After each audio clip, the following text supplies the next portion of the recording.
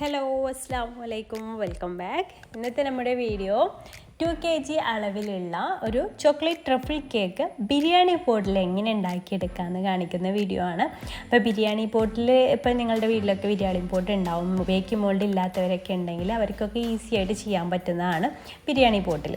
അപ്പോൾ ഇതെങ്ങനെയാണ് ഈസി ആയിട്ട് നമുക്ക് ബിരിയാണി പോട്ടിൽ ഒരു ചോക്ലേറ്റ് കേക്ക് റെഡിയാക്കി എടുക്കുന്നത് കണ്ടു നോക്കാം. അപ്പോൾ നമുക്ക് ആദ്യം തന്നെ ഇതിന് വേണ്ടിയിട്ട് ബിരിയാണി പോട്ട് ഒന്ന് ഗ്രീസ് ചെയ്തിട്ട് എടുക്കാം. അപ്പോൾ ആദ്യം ഞാൻ കുറച്ച് ഓയിലൊന്ന് സ്പ്രെഡ് ചെയ്ത് കൊടുക്കുന്നുണ്ട്, ചുറ്റും ഒന്ന് സ്പ്രെഡ് ചെയ്ത് കൊടുക്കുന്നുണ്ട്. അപ്പോൾ ഇതിൻ്റെ സൈസ് എന്ന് പറയുന്നത് 9 ഇഞ്ചിൻ്റെ സൈസാണ് കേട്ടോ. അപ്പോൾ നമുക്ക് 2 kg ഒക്കെ നമ്മൾ 10 ഇഞ്ചിൻ്റെയിലൊക്കെ ചെയ്യുക. അപ്പോൾ അത് കുറച്ച് ഹൈറ്റ് ഉള്ളതുകൊണ്ട് തന്നെ 9 ഇഞ്ചിൻ്റെയിലും ചെയ്തെടുക്കാം. എന്നിട്ട് ഒരു ബട്ടർ പേപ്പറൊക്കെ ഒന്ന് വെച്ച് കൊടുക്കുന്നുണ്ട്. അപ്പോൾ ഇതിൻ്റെ ഇഞ്ച് എത്രയാണെന്ന് അറിയാൻ വേണ്ടിയിട്ട് എന്താ ചെയ്യേണ്ടതെന്ന് അറിയാത്തവരുണ്ടെങ്കിൽ പറഞ്ഞുതരാം. ഈ ഒരു മോൾഡ് ഒന്ന് കമിഴ്ത്തി വെച്ചിട്ട് ഒരു ടാപ്പ് എടുത്തിട്ട് അളന്ന് നോക്കിയാൽ മതി. അപ്പോൾ എത്ര ഇഞ്ചാണ് കറക്റ്റ് നമുക്ക് കിട്ടും. അപ്പോൾ നിങ്ങൾക്ക് ബിരിയാണി പോട്ടിൽ തന്നെ ചെയ്യണം നിർബന്ധമൊന്നും ഇല്ലട്ടോ. നിങ്ങളുടെ കയ്യിൽ ബേക്കിംഗ് മോൾഡ് ഉണ്ടെങ്കിൽ ഈ ഒരു സെയിം മെത്തേഡിൽ തന്നെ ബേക്കിംഗ് മോൾഡിലും ചെയ്തെടുക്കാം. 10 ഇഞ്ചിൻ്റെ സൈസിൽ എടുത്താൽ മതി. 9 ഇഞ്ച് ഹൈറ്റ് ഉണ്ടെങ്കിൽ 9 ഇഞ്ചിൻ്റെ മോൾഡിലും ചെയ്തെടുക്കാം. ഇനി നമുക്ക് ഇതിലേക്ക് വേണ്ടിയുള്ള ഡ്രൈ ഇൻഗ്രീഡിയൻസ് അരിച്ചെടുക്കാം കേട്ടോ. അപ്പോൾ ഞാനിവിടെ 1 കപ്പ് മൈദയാണ് എടുത്തിട്ടുള്ളത്. 2 kgയിലേക്ക് 1 കപ്പ് മൈദയാണ്. പിന്നെ അതുപോലെ തന്നെ ഒരു 1/2 കപ്പ് കൊക്കോ പൗഡർ ചേർത്ത് കൊടുക്കുന്നുണ്ട്. പിന്നെ ഒരു 1/2 കപ്പ് കോൺഫ്ലോർ ആണ് നമ്മളിതിലേക്ക് ചേർക്കുന്നത്. കോൺഫ്ലോർ എന്തിനാണ് ചേർക്കുന്നതെന്നൊക്കെ നമ്മൾ മുന്നേ അപ്ലോഡ് ചെയ്തിട്ടുണ്ട്. എന്താ അതിൻ്റെ ആ ഒരു ബെനിഫിറ്റ്, അത് ചേർക്കുന്നുണ്ടല്ലോ ബെനിഫിറ്റ് എന്നൊക്കെ മുന്നേ അപ്ലോഡ് ചെയ്തുകൊണ്ട് ഞാനിതിൽ ഡീറ്റെയിൽ ആയിട്ട് പറയുന്നില്ല. വേണമെങ്കിൽ ഡിസ്ക്രിപ്ഷൻ ബോക്സിൽ അതിൻ്റെ ലിങ്ക് കൊടുക്കാം കേട്ടോ. പിന്നെ അതിലേക്ക് 2 ടീസ്പൂണ് ബേക്കിംഗ് പൗഡറാണ് ചേർത്ത് കൊടുക്കുന്നത്. പിന്നെ ഒരു നുള്ള ഉപ്പ് കൂടെ ചേർത്തിട്ട് ഇത് നന്നായിട്ടൊന്ന് മിക്സ് ചെയ്തിട്ട് അരിച്ചെടുക്കാം. ഒന്നെങ്കിൽ നിങ്ങൾക്ക് ഇതൊരു 3 തവണ അരിച്ചെടുക്കാം, അതല്ലെങ്കിൽ നിങ്ങൾക്ക് ഒരു തവണ അരിച്ചെടുത്തിട്ട് നന്നായിട്ടൊന്ന് മിക്സ് ചെയ്തിട്ട് മാറ്റി വെച്ചാലും മതി. അപ്പോൾ ഈ മിക്സിങ് നിങ്ങൾക്ക് അത്ര റിസ്ക്കി ആയിട്ട് തോന്നുന്നുണ്ടെങ്കിൽ 3 തവണ അരിച്ചെടുത്താലും മതി. ഇതുപോലെ അങ്ങോട്ടും ഇങ്ങോട്ടും ഇട്ട് 2 ബൗളിലേക്ക് മാറ്റിയിട്ട് അരിച്ചെടുത്താലും മതി. അപ്പോൾ ഞാനിതുപോലെ മിക്സ് ചെയ്യാണ് ചെയ്യാറ് കേട്ടോ. അപ്പോൾ ഇതുപോലെ നന്നായിട്ട് തന്നെ മിക്സ് ചെയ്തിട്ട് വേണം മാറ്റി വെക്കാനാണ്. നന്നായിട്ട് കമ്പൈൻ ആവുന്ന വരെ, നമുക്കിത് കാണുമ്പോൾ തന്നെ അറിയാം നന്നായിട്ട് കമ്പൈൻ ആയിട്ട് വരുന്നുണ്ടോ എന്ന്. അങ്ങനെ കമ്പൈൻ ആവുന്ന വരെ നന്നായിട്ടൊന്ന് മിക്സ് ചെയ്തിട്ട് മാറ്റി വെക്കാം.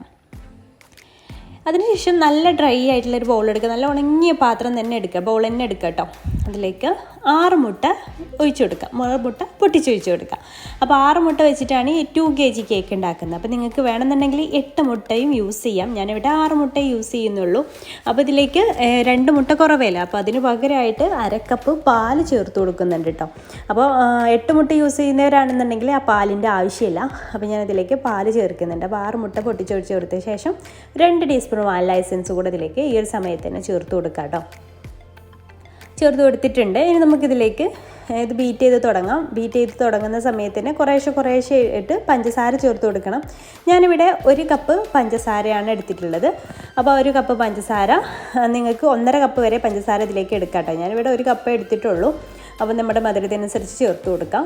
പിന്നെ അതുപോലെ തന്നെ ഒരു 1/2 കപ്പ് പാലും ഈ ഒരു സമയത്ത് ചേർത്ത് കൊടുക്കാം. നല്ല ഫ്ലഫി ആവുന്ന വരെ ബീറ്റ് ചെയ്തെടുക്കണം കേട്ടോ. പഞ്ചസാരയൊക്കെ മെൽട്ടായി നല്ല ഫ്ലഫി ആവുന്ന വരെ ബീറ്റ് ചെയ്തെടുക്കണം. അപ്പോൾ 1/2 കപ്പ് പാലും 1/2 കപ്പ് സൺഫ്ലവർ ഓയിലും കൂടെ ഇതിലേക്ക് ചേർത്ത് കൊടുത്തിട്ടുണ്ട്. എന്നിട്ട് ഇത് നന്നായിട്ടൊന്ന് മിക്സ് ആകുന്ന വരെ ഒരു ലോ സ്പീഡിലിട്ടിട്ട് ബീറ്റ് ചെയ്തെടുക്കുക. നന്നായിട്ട് മിക്സായി കിട്ടണം കേട്ടോ. ലോ സ്പീഡിൽ മാത്രം ബീറ്റ് ചെയ്തെടുക്കുക, അല്ലെങ്കിൽ ബാറ്ററി ലൂസായി പോവും.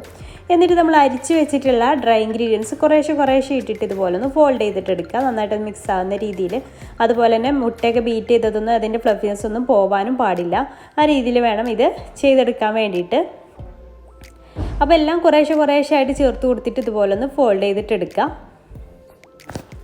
പിന്നെ ഈ വീഡിയോ കാണുന്ന ആരെങ്കിലും നമ്മുടെ ചാനൽ സബ്സ്ക്രൈബ് ചെയ്യാതെ കാണുന്നവരുണ്ടെങ്കിൽ പ്ലീസ് ഒന്ന് സബ്സ്ക്രൈബ് ചെയ്തിട്ട് സപ്പോർട്ട് ചെയ്യണേ. അപ്പോൾ അതാ ഞാൻ മുഴുവനായിട്ട് ഇട്ട് കൊടുത്തിട്ട് നമ്മുടെ ബാറ്റർ റെഡിയാക്കി എടുത്തിട്ടുണ്ട്.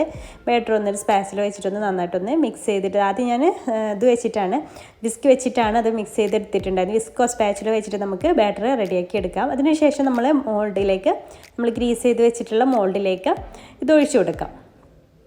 ഇനി നമ്മളിത് ബേക്ക് ചെയ്തെടുക്കാൻ പോകുന്നത്, ഇത് നിങ്ങൾക്ക് വേണമെന്നുണ്ടെങ്കിൽ ഇതൊരു സ്ക്യൂർ വെച്ചിട്ട് ആദ്യം ഒന്ന് ചുറ്റിച്ച് കൊടുത്തിട്ട് ഒന്ന് ടാപ്പ് ചെയ്ത് കൊടുക്കണം കേട്ടോ. നമ്മൾ സാധാരണ ചെയ്യുന്ന പോലെ ഒന്ന് ടാപ്പ് ചെയ്ത് കൊടുക്കുകയും ചെയ്യണം, എയർ ബബിൾസൊക്കെ കംപ്ലീറ്റ് പോകാൻ വേണ്ടിയിട്ട്. ഇനി ഞാനിവിടെ ചെയ്യാൻ പോകുന്നത് നമ്മുടെ 2 ഇതുണ്ടല്ലോ, ഈ ഒരു ഗ്യാസിൻ്റെ ഒന്നിൻ്റെതും കൂടെ ഒരു ഇതിൻ്റെ മുകളിലായിട്ട് വെച്ച് കൊടുത്തിട്ടാണ് ഇത് ബേക്ക് ചെയ്തെടുക്കാൻ പോകുന്നത്. അപ്പോൾ നിങ്ങൾക്ക് വേണമെന്നുണ്ടെങ്കിൽ വേറൊരു പാത്രം അടിയിൽ ചൂടാക്കിയിട്ട് വെച്ച് കൊടുത്താലും മതി. ഞാൻ ഈ ഒരു മെത്തേഡിലൊന്ന് ചെയ്ത് നോക്കുകയാണ്. അപ്പോൾ സക്സസ് ആയിട്ട് വരുന്നിട്ടുണ്ടായിരുന്നു കേട്ടോ. അപ്പോൾ അതുപോലെ അടി പിടിക്കാതെ തന്നെ കിട്ടിയിട്ടുണ്ടായിരുന്നു. അപ്പോൾ ഇതുപോലെയാണ്, നേരിട്ട് തീ ആ ഒരു പാത്രത്തിലേക്ക് പോവുകയില്ല. ഈ രീതിയിലാവുമ്പോൾ പെട്ടെന്ന് തന്നെ ബേക്കായി കിട്ടുകയും ചെയ്യും. അപ്പോൾ നമ്മുടെ കേക്ക് ഇവിടെ ബേക്കായിട്ട് വന്നിട്ടുണ്ട്. 35 മിനിറ്റാണ് ഇത് ബേക്കായി എടുക്കാൻ വേണ്ടിയിട്ട് എനിക്ക് വന്നിട്ടുള്ളത്. അപ്പോൾ കറക്റ്റ് 35 ഞാൻ പറയില്ല, ചില ഫ്ലെയിമിനനുസരിച്ച് അങ്ങോട്ടും ഇങ്ങോട്ടൊക്കെ ചേഞ്ച് ആവാൻ ചാൻസ് ഉണ്ട്. അപ്പോൾ കറക്റ്റ് 35 മിനിറ്റ് ആയപ്പോൾ ഇത് റെഡി ആയിട്ട് വന്നിട്ടുണ്ട്. നമുക്കിത് തണുത്തതിന് ശേഷം മോൾഡിൽ നിന്ന് ഡിമോൾഡ് ചെയ്തിട്ട് എടുക്കാം. നല്ല സ്പോഞ്ചി ആയിട്ടുള്ള കേക്കായിട്ട് തന്നെ നമുക്ക് കിട്ടിയിട്ടുണ്ട്. ഇനി നമുക്കിത് ലെയറായിട്ട് കട്ട് ചെയ്തിട്ട് എടുക്കാം. അപ്പോൾ ഞാനിത് 3 ലെയറായിട്ടാണ് കേട്ടോ കട്ട് ചെയ്തിട്ട് എടുക്കുന്നത്. നല്ല സ്പോഞ്ചി മെത്തേഡിൽ നിങ്ങൾ കേക്ക് ഉണ്ടാക്കി നോക്കുകയാണെങ്കിൽ നിങ്ങൾക്ക് നല്ല സ്പോഞ്ചി ആയിട്ടുള്ള കേക്കായിട്ട് തന്നെ നമുക്ക് കിട്ടും. പണ്ട് 3 ലെയറായിട്ടൊന്ന് കട്ട് ചെയ്തിട്ട് എടുത്തിട്ടുണ്ട്. നമുക്കിതിലേക്ക് വേണ്ടിയിട്ടുള്ള വിപ്പിംഗ് ക്രീം ഒന്ന് ബീറ്റ് ചെയ്തിട്ട് എടുക്കാം. അപ്പോൾ ഞാനിവിടെ 2.25 കപ്പ് വിപ്പിംഗ് ക്രീമാണ് ഈ ഒരു അളവിലേക്ക് ഉണ്ടാക്കിയെടുത്തിട്ടുള്ളത്. 2.25 കപ്പാണ് കേട്ടോ. അപ്പോൾ ഇതിലേക്ക് ഒഴിച്ചു കൊടുക്കാം. ഇനി നമുക്കിത് ബീറ്റ് ചെയ്ത് തുടങ്ങാം. അപ്പോൾ നല്ല ഫ്ലഫി ആകുന്ന വരെ ബീറ്റ് ചെയ്തെടുത്തിട്ടുണ്ട്. ഇനി നമുക്കിതിലേക്ക് ചോക്ലേറ്റ് ഗനാഷ് ഒഴിച്ചു കൊടുക്കാം. അപ്പോൾ ഞാൻ ഇവിടെ കുറച്ച് ചോക്ലേറ്റ് എടുത്തിട്ടുണ്ട്. 1.5 കപ്പ് ഡാർക്ക് ചോക്ലേറ്റിലേക്ക് 3/4 കപ്പ് വിപ്പിംഗ് ക്രീം ചേർത്തിട്ടുണ്ടാക്കി എടുത്തിട്ടുള്ള ചോക്ലേറ്റ് ഗനാഷാണ്. അപ്പോൾ അതൊന്ന് തണുത്ത ശേഷമാണ് ഈ ഒരു വിപ്പിംഗ് ക്രീമിലേക്ക് ഞാനിത് ചേർത്ത് കൊടുക്കുന്നത്. എന്നിട്ട് നമ്മുടെ ടേസ്റ്റിനനുസരിച്ച് വിപ്പിംഗ് ക്രീമിലേക്ക് ചേർത്ത് കൊടുത്ത ശേഷം ഇതുപോലെ ഒന്ന് മിക്സ് ചെയ്തിട്ട് എടുക്കുക. ചോക്ലേറ്റ് ഗനാഷ് ചേർക്കുമ്പോൾ തന്നെ നമ്മുടെ ഈ ഒരു വിപ്പിംഗ് ക്രീം ഒന്നുകൂടെ സ്റ്റിഫായി നല്ല ഒരു തിക്കായിട്ട് കിട്ടും കേട്ടോ. ലൂസായിട്ടുള്ളതാണെന്നുണ്ടെങ്കിലും കുറച്ച് സമയം ഫ്രിഡ്ജിൽ വെക്കുന്ന സമയത്ത് ചോക്ലേറ്റ് ഗനാഷ് ഒഴിക്കുമ്പോൾ അത് തണുക്കുന്ന സമയത്ത് ഒന്നുകൂടെ തിക്കായിട്ട് വരും. അപ്പോൾ നല്ല പെട്ടെന്ന് നമുക്ക് ഈ ചോക്ലേറ്റ് ഗനാഷ് ചേർത്തിട്ടുള്ള കേക്ക് പെട്ടെന്ന് ഫിനിഷ് ചെയ്തെടുക്കാനും കഴിയും. അപ്പോൾ അത് നന്നായിട്ടൊന്ന് മിക്സ് ചെയ്തെടുക്കുക. അപ്പോൾ ചോക്ലേറ്റ് ഗനാഷ് ഒഴിക്കേണ്ടതൊക്കെ നമ്മുടെ ടേസ്റ്റിനനുസരിച്ചാണ് കേട്ടോ. പിന്നെ ഒരു കേക്ക് ബേസ് എടുത്തിട്ടുണ്ട്. അപ്പോൾ അതിലേക്ക് ഞാനിവിടെ 12 ഇഞ്ചിൻ്റെ കേക്ക് ബേസാണ് എടുത്തിട്ടുള്ളത്. അതിലേക്ക് കുറച്ച് ക്രീം ഒന്ന് സ്പ്രെഡ് ചെയ്ത് കൊടുത്തിട്ടുണ്ട്. അതിനുശേഷം നമുക്ക് ഫസ്റ്റ് ലെയർ വെച്ച് കൊടുക്കാം. എന്നിട്ട് ഷുഗർ സിറപ്പ് വെച്ചിട്ടൊന്ന് വെറ്റ് ചെയ്ത് കൊടുക്കാം. അതിനുശേഷം നമുക്ക് വിപ്പിംഗ് ക്രീം വെച്ചിട്ട് ഒന്ന് ലെവലാക്കി കൊടുക്കാം. നമ്മുടെ ചോക്ലേറ്റ് ക്രീമാണ്, അത് ഒന്ന് ഇത് സ്പ്രെഡ് ചെയ്ത് കൊടുക്കാം. പിന്നെ ഞാൻ കുറച്ച് ചോക്ലേറ്റ് ഗനാഷ് ഇതിൻ്റെ മുകളിലായിട്ട് ഒഴിച്ചു കൊടുക്കുന്നത്. അപ്പോൾ നിങ്ങൾക്ക് ഇഷ്ടത്തിനനുസരിച്ച് ഓരോന്ന് ചെയ്യാം കേട്ടോ. അപ്പോൾ ഇത് ചെയ്തതിന് ശേഷം കുറച്ച് ചോക്ലേറ്റ് ഗനാഷ് കൂടെ ഒന്ന് സ്പ്രെഡ് ചെയ്ത് കൊടുക്കുന്നുണ്ട്. ചോക്ലേറ്റ് ഫ്ലേവർ ആകുമ്പോൾ അത് കൂടെ ആകുമ്പോൾ നല്ല ടേസ്റ്റി ആവുമല്ലോ. അപ്പോൾ അങ്ങനെ ചോക്ലേറ്റ് ഗനാഷ് ഒഴിച്ചു കൊടുക്കുന്നുണ്ട്. എന്നിട്ട് അതൊന്ന് സ്പ്രെഡ് ചെയ്ത് കൊടുക്കാം. പിന്നെ കുറച്ച് ചോക്ലേറ്റ് ഗ്രേറ്റ് ചെയ്തതോ അല്ലെങ്കിൽ ചോക്ലേറ്റ് ചിപ്സോ ഇട്ട് കൊടുക്കുക. അപ്പോൾ ഞാൻ കുറച്ച് ചോക്ലേറ്റ് ചിപ്സാണ് ഇട്ട് കൊടുക്കുന്നത്. അതും കൂടി ഇട്ട് കൊടുക്കുക. അതിനുശേഷം സെക്കൻഡ് ലെയർ വെച്ച് കൊടുക്കുക. സെയിം പ്രൊസീജിയർ തന്നെ ചെയ്ത് കൊടുക്കുക. അങ്ങനെ സെക്കൻഡ് ലെയറും വെച്ച് കൊടുത്തതിന് ശേഷം നമുക്ക് ക്രം കോട്ടിങ് ചെയ്തിട്ട് ഫ്രിഡ്ജിൽ സെറ്റ് ചെയ്യാനായിട്ട് വെക്കണം. അപ്പോൾ 3 ലെയറും ഇങ്ങനെ ചെയ്തതിന് ശേഷം നമുക്ക് ഫ്രിഡ്ജിൽ സെറ്റ് ചെയ്യാൻ വേണ്ടിയിട്ട് വെക്കാം കേട്ടോ. അപ്പോൾ ഞാൻ സൈഡൊക്കെ ഒന്ന് ലെവലാക്കി എടുക്കുന്നുണ്ട്. ക്രം കോട്ടിങ് ചെയ്യുന്ന സമയത്ത് കൂടുതൽ ക്രീം വെച്ചിട്ട് ചെയ്തെടുക്കേണ്ട ആവശ്യമൊന്നുമില്ല. ജസ്റ്റ് ആ ക്രംസൊക്കെ ഒന്ന് പോകുന്ന രീതിയിലൊന്ന് ക്രം കോട്ടിങ് ചെയ്തിട്ട് എടുത്താൽ മതി. അപ്പോൾ ഇതുപോലെ ഇങ്ങനെ പാലറ്റ് നൈഫൊക്കെ വെച്ചിട്ട് ഒന്ന് ലെവലാക്കി കൊടുക്കുന്നത്. അപ്പോൾ ക്രം കോട്ടിങ് കഴിഞ്ഞ് ഒരു അരമണിക്കൂർ ഞാൻ ഫ്രിഡ്ജിൽ വെച്ചിട്ടാണ് ഫൈനൽ ഫ്രോസ്റ്റിംഗ് ചെയ്തിട്ട് എടുക്കുന്നത് കേട്ടോ. അപ്പോൾ ഇതും ഫ്രിഡ്ജിൽ വെക്കാനായിട്ട് പോവാന്ന്.